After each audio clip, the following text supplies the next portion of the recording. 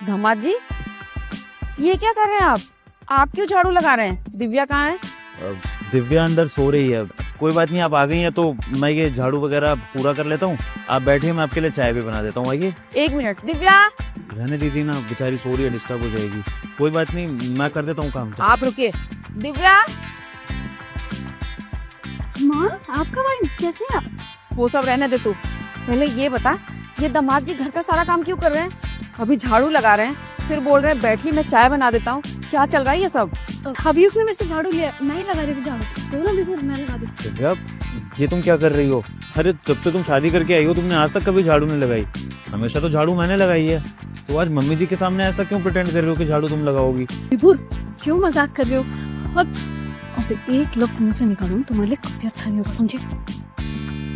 Divya, mummy के आगे इस तरह धीरे बात करने की जरूरत नहीं है। जो बात है वो साफ रख दो ना। मम्मी जी, मैं आपको सच्चाई बताता हूँ, क्योंकि मेरे माँ बाप इसकी वजह से वृद्धाश्रम में चले गए।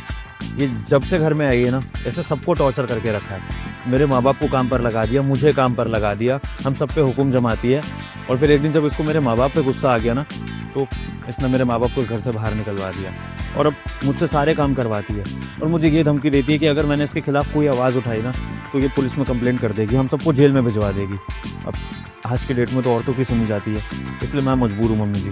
जो चल रहा है मैं वैसा कर रहा था। मैंने कोशिश तो करी कि मैं आपको या किसी को बताऊं कि मेरे साथ क्या हो रहा है, लेकिन आपकी बेटी ने धमकी दे के रखी थी और ना मुझे किसी को कॉल करने दे रही थी।